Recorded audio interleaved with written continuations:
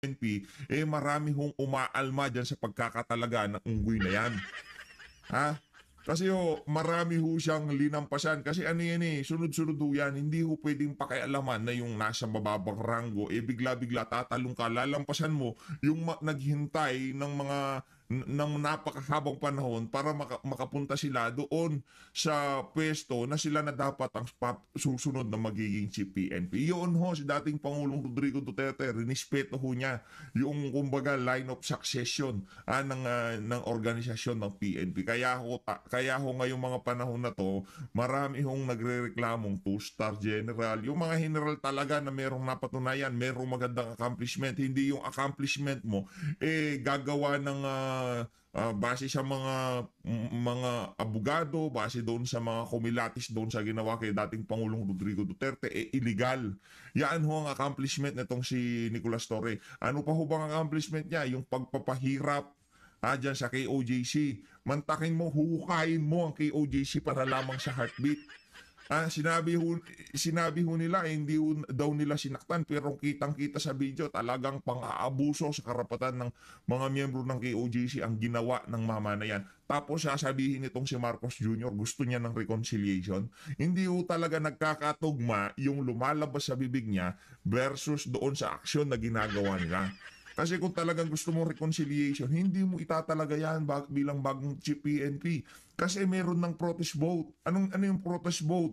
Sa mga men in uniform, nanguna yung mga kandidato ni dating Pangulong Rodrigo Duterte. Kasi kung kikilatisin ho talaga nitong si Marcos Jr., pag-aaralan niya ang sitwasyon, eh hindi ho talaga matatalaga yan bilang si PNP. Nagsalita ang mga men in uniform, nagsalita ang PNP, nagsalita ang AFP. Sinong binoto? Yung 10 kandidato ni dating Pangulong Rodrigo Duterte. Anong ibig sabihin? Hindi sila sang-ayon doon sa pagpapadala sa ICC kay Tatay Digong. Hindi sila sang-ayon sa mga pulisiya ng administrasyon. Tapos itatalaga mo na bagong chief PNP, yung kumidnap kay dating Pangulong Rodrigo Duterte.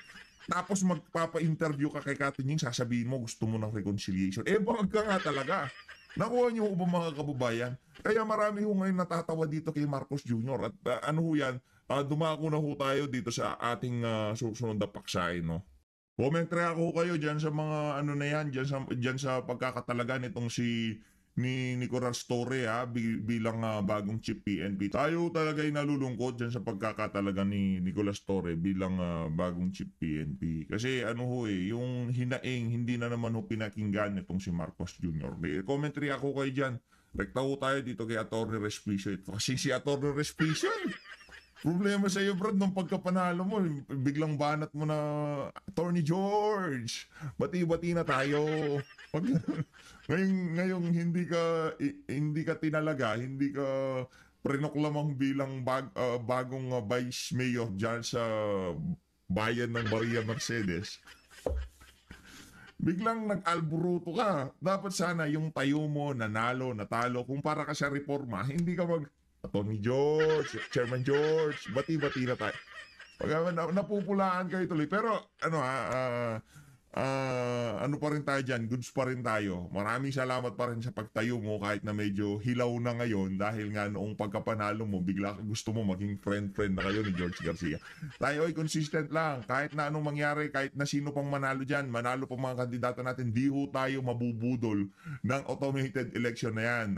Dahil yung kabalbalan ho yan, kahit sinong tanongin yung eksperto, kahit tanongin nyo yung pinakamagaling na IT expert na kilala nyo, kung mapagkakatiwalaan ba yung automated, anong hash code, anong version, bigyan nyo kami ng tarahan. Yun lang ang akin. Magkaroon tayo ng hybrid election. Matagal na ho nating adhikain yan dito sa PHFD. Kasi wala ho tayong tiwala sa mga makina na yan. Nung Smartmatic. Noon pa man, wala ho, kabalbalan ho yan. Tarahan. Magkaroon ng manual counting at pagdating sa transmission, pagbabanggain lang naman, anong mahirap doon? I-note natin kung itong particular, halimbawa dito sa isang prosinto na to, nagkaroon ng overvote, hindi nagtali yung ibinato ng makina versus doon sa binasa sa tarahan, ilalagay lang naman doon 10 overvote kasi dito kaya hindi nagmatch yung ibinato versus dito sa pagbasa namin. O, makina yan eh, nagkakamali yan. Pero yung mata ng tao na bumabasa sa balota, hindi pwedeng magkamali yan. Marami hong, ay, ika nga, marami hong, maraming checker sa likod eh. Maraming, tawag dito, watcher sa likod eh. Di ba? Marami, teka, tama ba yung basa mo? Number 4, tama, itara, ganun ho yun. Hindi kagaya, nakanto ko, panalo yung mga kandidato natin, natalo dahil dyan sa mga makina na yan. Ito, Nahuli na rin ng isda sa kanyang sariling bunganga. Si Chairman George Garcia ang nagsabi niyan. Yung mga papunta daw sa transparency server, kino-consolidate muna. And then every 15 minutes, ipapadala lahat sabay-sabay papunta sa mga transparency server. Para maging posible iyon, dapat meron kang intermediary server sa gitna. True enough, lumabas nga sa mga news, inamin na rin ng media at ibang mga may-ari ng transparency server na meron ngang data center tree kung saan minamanipulate muna yung data bago naglalanding sa kanila yung mga data galing sa automated counting machine. Tama ba yun o hindi? Mali po yun! para maintindihan ng ating mga kababayan, may mga bayabas. So, mga bayabas. Dito yung tindahan ng bayabas. So, meron ho muna dito sa gitna kung saan sinusort nila. Hindi ho diretso doon sa tindahan. Wala hong ganun na nangyayari. Yung tipo, pagkakuha dito sa mga bayabas na to, diretso sa tindahan. Hindi ho. Pagkakuha doon sa mga bayabas, ilalagay doon sa isang basket, isosort nila dito, ganyan. Doon sa basket na yon, doon ho nag-uumpisa yung dayaan. Imbis na lahat ng bayabas, dire-diretso na papunta doon sa tindahan, dinadala pa ho ni George Garcia doon sa isang basket no, kung saan siya ang pipili kung ano gagawin niya, kung kukuha siya ng bayabas dito sa isa na to, lalagay niya dito, babawasan niya yung ganito. O hindi na ho natin alam. Dahil nga makina yung mga yan. Nahuli na, actually napanood natin yun. Kumbaga yun ang pinakamadaling kasi hindi maintindihan ng mga kababayan natin yung tawag dito, magko-consolidate doon sa isang server bago iba to doon sa Comelec server. Hindi na lang naiintindihan yung consolidation na yun. Ang pinakamadali ito, meron tayong meron tayong naani dito, merong basket dito. Ilalagay muna sa basket, hindi dapat ang tamang gawin from provincial, diretso na yan sa Comelec. Hindi na doon sa kung ano pa mang server yan. Kasi yung consolidation server, wala nang may alam nun eh. Bago pumunta doon sa transparency server ng Comelec o doon sa mga PPCRB, dumadaan ho muna doon sa basket. So lahat ng ibabato nitong basket na to, accurate ho talaga. Walang magkakaiba dyan. Yun ho ang ating problema dito. Dapat sana, from doon sa pinagkuhanan ng boto, diretso na yan. Doon sa mga transparency server, doon sa Comelec server, o kusang server pa ho yan. Di ba? Para at least tayo, transparent tayo. Hindi ho yung tipong, itong basket na to, ang may control lang Comelec. Lahat ng lalabas dito, yun ang tatanggapin ng mga network, kung sino-sino man dyan na may access dyan sa mga datos na yan. Di ba? Hindi ho ganun dapat ang mangyari dito. Kung hindi naman, doon sa pinanggalingan ng boto, wala nang pupuntahan yan, rekta na doon sa Comelec. Tapos yung Comelec, kung gusto niyang ibigay, o dapat pati yung mga watchdog, meron din silang access kung doon sa pinanggalingan ng mismong boto, rekta na sa kanila para hindi na yung tipo, sa bagay wala pa rin ho kasi. Paano kung nangyari yung dayaan doon pa sa mismong porsinto? Paano doon pa lang sa pagsisend ng mga makina papunta sa municipal, papunta provincial, doon pa lang ho nagkaroon na ng dayaan. Kaya wala ho talaga tayong tiwala kahit paano natin paikot-ikutin yan. Attorney Harold Respicio, hindi ho talaga natin pwedeng bigyan ng bigyan ng katuwiran yung fully automated election na yan. Dahil sa batas, ang sabi, bawat automated counting machine, kada pindot mo, automatic, diretso dapat sa mga servers ng Comelec, diretso dapat sa mga transparency servers. Hindi, kakabalbalan yan. Attorney Respicio, kumbaga tapos na ako dyan sa automated. IT kayo, IT expert kayo, alam nyo kung gugustuhin nilang manipulahin yan. Isang insert lang yan ng USB sa likod ng makina, mayroong script na babasahin yan, tapos na usapan, ikakanong subversion. Huwag ho kayong maniwala dyan. Basta ang sigurado natin dito, bigyan nyo kami ng tarahan. Di ba? Merong ilinagay na wireless device diyan na meron lang silang ididikit, hindi na i-insert ha. Ididikit lang na ganito. Meron na mai-inject na script doon sa mismong makina. 'Di ba? Walang human intervention basta ganun. Ganito lang. Tapos na. Meron na yung na-inject na script diyan na ang pagkakaalam ng mga nagbabantay yung version, hash code. Kabalbalan ho yan. Wag ko kayo maniwala diyan. Ang ibalik natin yung manual election, manual plus automated. Doon magkakasundo tayo. Pero habang ganyan ang usapan, sa susunod na eleksyon, ganun pa rin ho, kahit sino manalo dyan, kahit manalo pa si BP Sara, magpuprotesta at magpuprotesta tayo. Kung manalo man si BP Sara, wala hong magagawa ang Comelec kasi yun ang gusto ng sambayan ng Pilipino. Kumbaga, hindi nila pwedeng dayain kasi magkakagulo. Pero yung mga nasa baba doon, yung pwede nilang dayain, dadayain nila. Kasi ang pansin ho natin sa nagdaang botohan, ang taong bayan aware na ho, gusto na ho ng tunay na pagbabago. Kahit na nga lang ho sa protest vote ng mga men in uniform, mga teacher, sinong nauna, mga kandidato ni dating Pangulong Rodrigo Duterte. Ibig sabihin, gusto ho nila yung pamumuno nitong si dating Pangulong Rodrigo Duterte. Hinahanap-hanap po nila yung ika nga Duterte brand of leadership na hindi nila makita-kita dito. Kaya binoto ho nila yung mga kandidato nitong si dating Pangulong Rodrigo Duterte. Anong ginawa ng Comelec? Dahil siya siguro merong kausap ng Comelec yung mga makakapangyarihang nilalang dito sa administrasyon na to o yung mga business sector o kung sino pa man na mayayamang tao dyan para panalunin yung mga kandidato na gusto nilang papanalunin. Hindi natin alam kung anong nangyari dyan.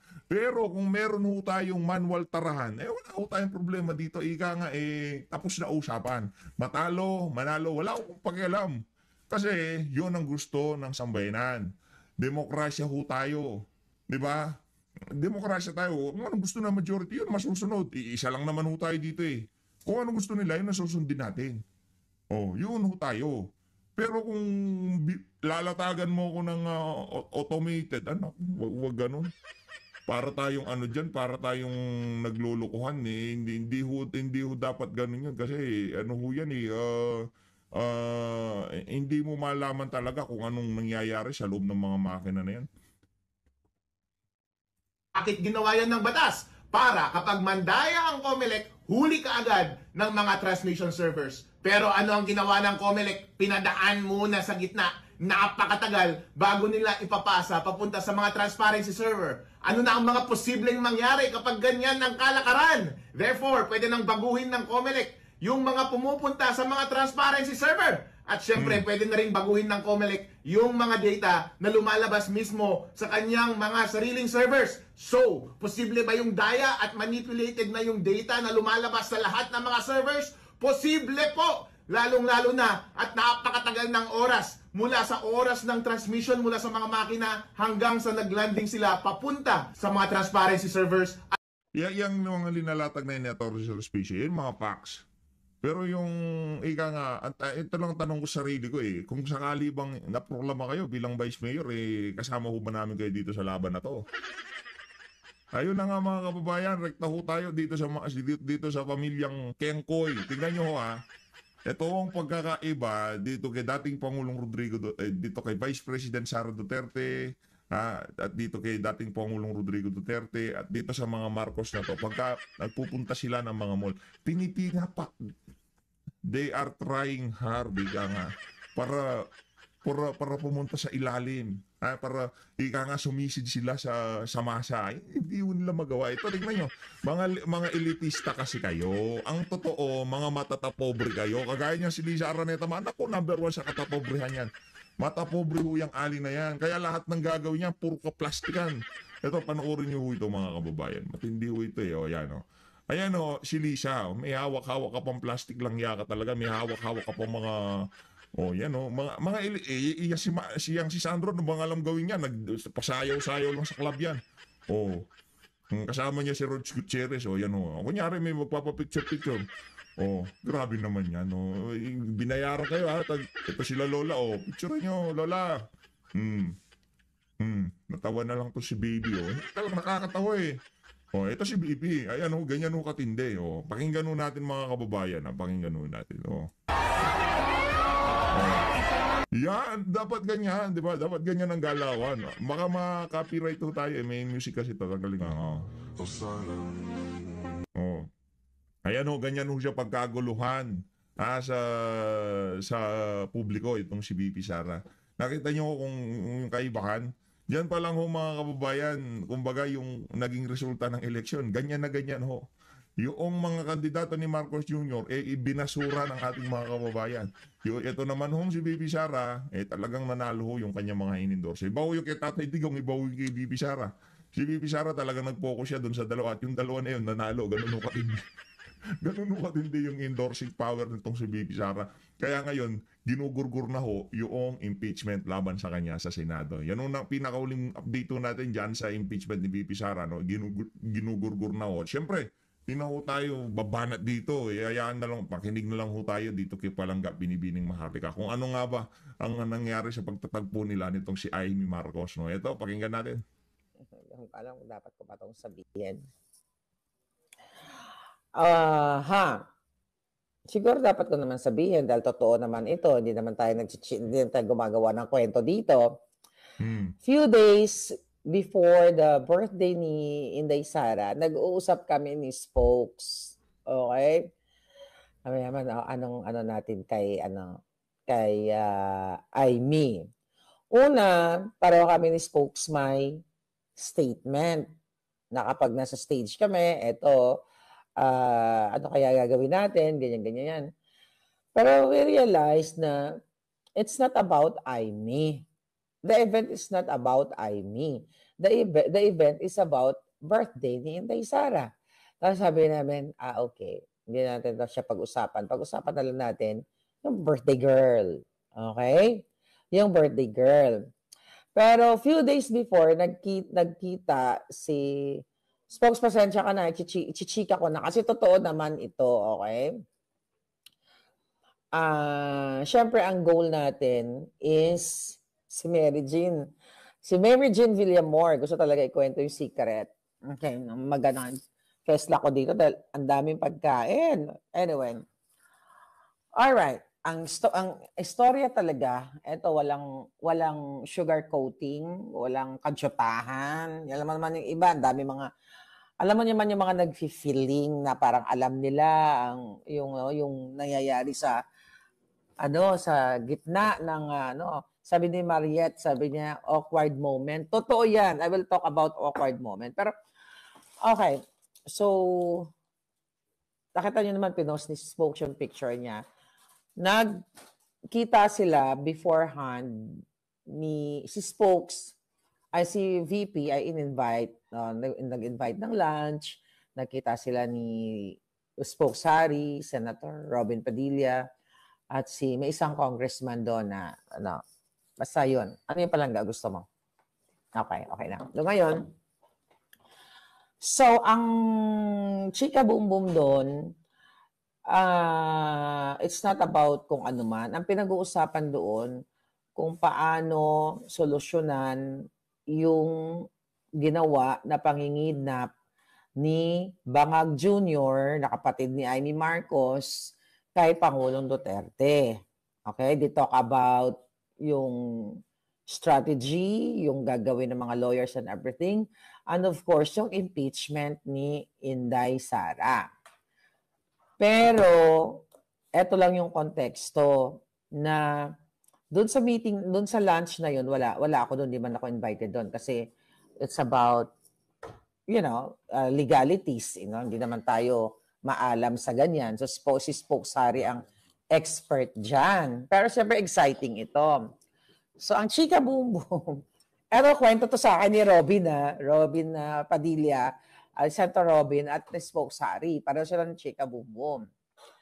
So, dun sa lunch na yon, ang konteksto na parang, bakit magalit na galit si Mar? Ay, Spokes, nagla-live ako. It's okay lang. So, chinichika ko yung mga pangyayaring behind us. Di ba okay lang naman? We're just being real. Di ba? Si Spokes mamaya sasali dito. Boss, thank you sa lugaw, Thank you. Okay. Okay, mga palangga. So, ang naging konteksto doon ng kanilang meeting nila spokes, wala ako doon. Parang, bakit, nagtatatalak kami sa social media, ganyan-ganyan. Tapos, so, syempre napag-usapan ako, according to spokes and Robin, ang gusto naman ni Robin, magkaayos daw kami ni Amy. Sabi ko, it's just about my comment dahil sa kapatid niyang bangag. Alright? Yung sa lang, na hindi siya nanindigan kung ano man yung dapat niyang panindigan. Okay? So, ang chika boom boom dun sa lunch meeting, eto, na parang, bakit si Maharlika, galit na galit, da. So, parang sa, hindi, ano pala, I think, nung nag-meeting sila, nag-vlog ako noon dito sa time na yun. Nagsalita ako tungkol kay Mangga. Sabi daw ni Amy noon, sabi niya, bakit si Maharlika? Nakita daw niya, parang nag-vlog ako, galit na galit. Yeah, galit na galit. Parang galit na, nagtatatalak na naman daw ako. Sabi ni Amy. So, ang chika, syempre, nagtatatalak ako dahil kay bangag. It's not really personal dahil gusto kong talakan si Amy. So, doon sa lunch na yon, nagkakwento daw si Amy na kay VP Sara na in-invite niya ako noong 2017. Ako daw talaga ay loyalista. Parang sad siya na, nagkaroon ng ganito. Even ako naman, sad din naman ako noon, di ba? Okay, thank you. So, ngayon, parang gano'n yung chika doon. Hindi ko maikwento lang kasi wala naman ako doon sa meeting na yon. Pero siguro yung pinaka-gist lang ng istorya. So, napag-usapan ako na bakit nagtatatalak ako, ganyan-ganyan. Si Amy, syempre, maang-maang ng lola mo kung bakit ako nagtatatalak. So, parang napag-usapan ako. Parang nabanggit yata ni Inday Sara, magkakilala na pala kayo. Mataga, parang gano'n. Sabi niya, oo, loyalista nga daw ako. In fairness to Amy, parang ang nakikita ko naman, she's trying dun nung bago pa kami nag-meeting, na magkaroon ng maayos or reconciliation. Okay? So, yun lang yun. So, kaya nagjo-joke kami, pag nakita mo si Amy, anong gagawin mo? Wala. I'm just being cordial or civil. Diba? Lang naman manapak ako. Diba? Wala namang ganun. Kung si Trillanes nga, nakita ko, di ko naman sinapak. Tsaka, tama ba yun? Pag nakita mo yung tao, pag hindi mo gusto, sasapakin mo o bubuntalin mo or what? Hindi naman ganun. So, eto na nga mga chika. So, dito sa grupo namin, ano gagawin mo pag nakita kayo ni Amy, ganun. Di wala. Di ba? Doon ka lang. Anong gagawin mo? Wala naman. Kung sabi ko nga, di ba? Kinuwento ko pala sa inyo yun, Ay, nagtanong kayo, di ba? Sabi ko, kung babatiin, kung kakausapin ako, edi go. So, ako, hindi naman ako pumunta sa dahig dahil kay Amy or kung kanino, di ba? It's about yung support ko kay Pangulong Duterte. At siya sa, ano tawag dito, sa mga Duterte. Pero gusto ko yung mga magagandang muna bago, this is not really about Amy. Nung na-meet ko yung mami ni si Mrs. Zimmerman, Elizabeth. She is very warm, she is very nice. Ang sabi niya, sabi gano'n, kasi nagpa-picture ako doon sa likod.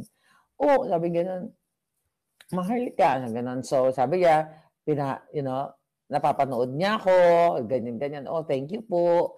So, very warm. Ang ganda-ganda ng pangyayari behind the scene sa loob. Even doon si Amy Marcos. Walang awayan. Wala naman dapat awayan, di ba, folks? Sa bait naman tayo, di ba? Nagbubutod-butod lang. so yun yung chika boom boom. Ako talaga, alam ni Spoke siya, ayaw natin pag-usapan, di ba, si lola mo. Kasi okay naman na pag-usapan na natin si Bangag. Kasi siya naman talaga ang dahilan kung bakit nandito yung Pangulong Duterte. Tsaka si Lisa Tanas. Inday, so nandun, pumasok ang una palang dumating, I see, si Attorney Vic Rodriguez. Okay, nagkita kami ni Attorney Vic, at saka yung kanyang, kasama. Okay. Tingnan natin. Okay, so mag-comment lang kayo. It's just being cordial, being professional. Hindi naman porket binoljak ko siya. May platform naman ako, kaya ko naman siya boljakin anytime. Di ba, Palangga? Ano sa tingin mo? Ano dapat ang ginawa ko? Sa tingin nyo? Mali ba yung ginawa ko? Di ba? Sabi ko nga, it's a courtesy to the birthday girl. Di ba? Kay Inday Sara, imagine mo, bisita niya. Tapos ako bisita din. Tapos magwala ako doon. Sabi ni Commander Aguila, plastikan lang. No, it's not being plastic. It's being professional. It's being cordial siguro, mga palangga ang tawag doon. Or, kasi nga, magchika nga ako. Pero may mga personalities na silent, parang silent treatment lang sa bawat isa. Pero pag pinilit nyo ako, baka mag-chuchu ako. Respect. Okay, ganito. Basta, na-meet ko si Baste. We have pictures together with family. Hindi ko pa napopost. So, dumating si Attorney Vic, chika-chika, picture-picture. Then after na Attorney Vic, dumating si Amy. Okay, mamaya kukwento ko sa inyo kung anong sinabi niya sa akin. Dumating si Doc Mata, dumating si Congressman Marcoleta, yung kanyang wife and family. They're very nice. Nagyakapan kami. Talagang parang akala mo, tatay ko si Kong Marcoleta ako. Nagkita na rin tayo. Ganon. Then si Doc Mata, yung kanyang wife na si Erica. Siyempre, hindi rin pakakabog yung wife na Attorney Vic na, ganda-ganda lang, di ba? So, ang ganda nung pangyayari behind the scene. So, wala po talagang negative. So, ngayon, yun nga, doon sa tent yun I'm talking about, doon sa event. Tapos yung mga palangga na mga, my God, yung mga tao from all over Europe, Pransya, Italia, UK, hindi lang natin isa-isahin. Grabe ang sakripisyo. Kung meron man tayong pasasalamatan dito, ay ang mga palangga, mga Pilipino na dumayo sa iba't ibang panig ng mundo. Diba? Yun talagang pasensya na kung hindi tayo nakapagdaupang palad kasi nagkaroon din ng book signing ni Attorney Vic Rodriguez. Nakita nyo naman yun. Talagang na ang books na, na dinala namin from Paris kasi matagal na yung book. Talagang 200 plus something. It's out. Talagang bonggang-bongga. Thank you lahat. Then, ang vibes ng tao, sobrang bongga at yung talagang pagmamahal sa mga Duterte. So, yung sa kay Amy, bisita siya, pareho kami, diba? At in-acknowledge niya doon before that event na ako ay loyalista at somehow sad siya dahil nangyaring mga ganon. At again, sa akin, I'm not being sad at all.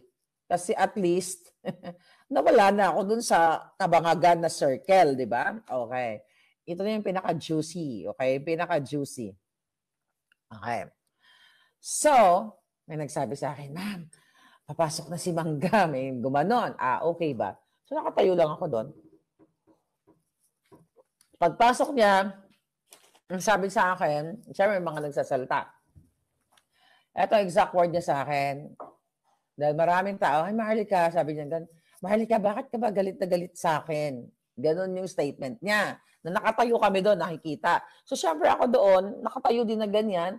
Sabi ko, it's not really personal, sabi ko na gano'n, Senator Amy. It's about your bangag na kapatid and your sister-in-law na Liza Tanas.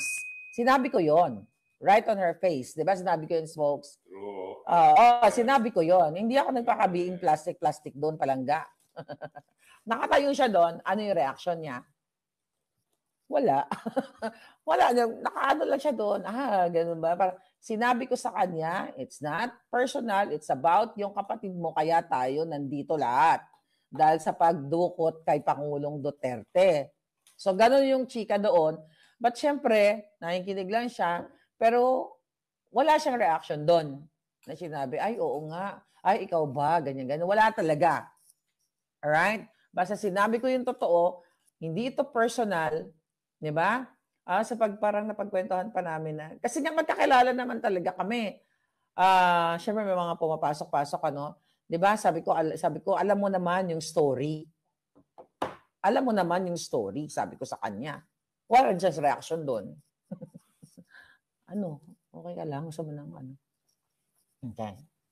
So ngayon, wala siyang reaction nung sinabi ko na it's not personal yung tratatatat ko.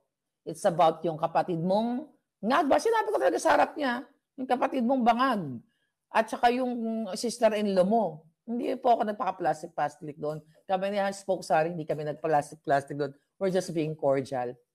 And we respect our Vice President. So, di ba, ano si Santo Robin, sabi niya, sinabi na, ano, okay na ba kayo? Sabi ko, wala namang problema. Sabi ko, Senator. Pero gusto ko sabihin sa inyo, masarap kabarkada si Robin Padilla. Ang saya-saya namin dito, talagang minus politics. Ganyan, ganyan. So, yun ang ganap doon na nakatayo kami. Okay? Wala siyang reaction. Nung sinabi ko yung kapatid niya, ang dahilan ng lahat, kaya nandoon kami lahat. Tapos si Lisa Tanas, sinabi ko yun sa mukha niya. Okay, ito ng kwento. Siyempre, nakaano kami doon, chika-chika. Ewan ko ano pa nadandaan mong kwento doon behind the scene nung nakatayo-tayo. Parang wala lang naman, di ba? About birthday ni Inday, ganun-ganon. So, more on ganun lang. So, di bumasok na kami sa tent. Di ba? Nasa tent na kami. Nandoon si yun, nandun sila Attorney Vic. Between Attorney Vic and Amy, wala ako nakitang conversation. Okay? Ito, totoo lang ako Between Attorney Vic and Amy, walang conversation. So parang cold, whatever lang. Walang eksena. Between Spokes and Amy, wala lang. Parang kulang tayo doon, di ba, Spokes? Wala lang. We're just having fun. Between Kong Marcoleta and Amy, wala rin. Walang conversation. It's okay. Nagkape-kape kami, lugaw kami. Ngayon, so, okay. Ano sabi? Accountability. Accountability ni Bangag. Okay. Alright. Tignan natin. Okay. Alright. Being respectful ang dawag doon palangga, sabi ni Josie. So, nasa loob na, nag-live doon, di ba si, ano yan? Sarap nito. Sarap. So, thank you, so. So, nasa loob na kami, okay, nag-chika-chika kami, di ba? Yung chika-chika lang, wala naman kaming seryosong pinagchika na parang sensitive. More on happy lang talaga si Inday kasi daming may mga lechon galing sa mga Filipino, cakes at kung ano-ano pa. So, kumain kami ng bibingka and everything. So, ngayon, ano ba pinagchikahan doon? Si Inday, isip ko ano pinagchikahan niya namin doon Thank you. Ngayon, ayun, kwento-kwento pala kami. So, nagkwento-kwento kami doon. Siyempre, the usual thing. Nagkukwentuhan kami ni Inday, yung sa mga kaso-kaso. Eto na nga ngayon. Ito pa, another confrontation. Dito ako nakaupo. Andito si Inday. Andito si Mrs. Elizabeth. Andito si Spokes. Andyan si Amy. Basta nag-chika-chikahan kami. Busy ang lahat. So, napagkwentuhan namin yung kaso. Okay? Buti pa nga si Vice President, talagang attentive sa mga kwento. Natatandaan niya yung mga kwento. At nakikinig talaga siya sa'yo. So ngayon, itong si Amy, sinabi ko sa kanya, alam mo ba, parang, hindi lang sa kanya, grupo yun na parang yung bangag administration ay kinasuhan, si Lisa Tanas at yung kapatid niya, ay kinasuhan ako sa Amerika ng defamatory. Sinabi ko, si Izaldi ko, si Langka, tapos yung dalawang designers, nakikinig lang. Actually, inobservan siya. Nakikinig lang siya. So, si Amy to si Inday nakikinig din. At alam ni Vice din yun kasi rin yung dad. Nagkwentuhan, sabi ko na wala. Nasabi ko na sa kanya noon unang punta ko sa dahig. Tapos si Amy, nakakinig lang siya, oh, talaga ba? Oo, ganyan. Wala namang reaction. Parang mabango, no? Tinapay ba yung naamoy ko? Ito yun. Ito yun. So ngayon, talaga. Wala, sabihin na natin, tama ba? Kasi kung ako siguro, kung siguro ako ang senator, parang magkakaroon ako ng statement or sagot na parang yung reassurance na somehow, maybe we'll do something, mapanagot natin si Lisa Canas at yung kapatid ko. Walang ganon. Sarap. So yung kwentuhan doon sa tent, more on happy lang, na nadadaanan lang yung mga kwento tungkol sa kaso. Sabi ni Inday, ako, yung kaso-kaso, yung impeachment nga. So napag-usapan din yun. Pero, ang napansin ko lang, medyo, namit ko kasi ayaw ko kung tama yung pagkapansin ko kasi si Smoke, nakilala din naman niya si Amy dati. Noon pa. Ang napansin ko sa kanya, para siyang, kasi noong 2017, nung pumunta ako sa Ilocos, syempre siya ang bida doon. Siya ang host doon eh. So siya yung star. Okay? Talaga yung treatment ng tao sa kanya, yung respeto, that was in 2017. So yung na-observe ko lang kahapon sa event, she's not that the same Amy na tough, yung parang kontrolado niya yung crowd, this is my crowd, parang ganon. So nakita ko medyo naninimbang, medyo may awkward moments na mga ganyan. Sabi ni John Doe, Sarah, I mean, no. No. For me, ano ko sa inyo. Tapos, ano ba, may katanungan ba kayo?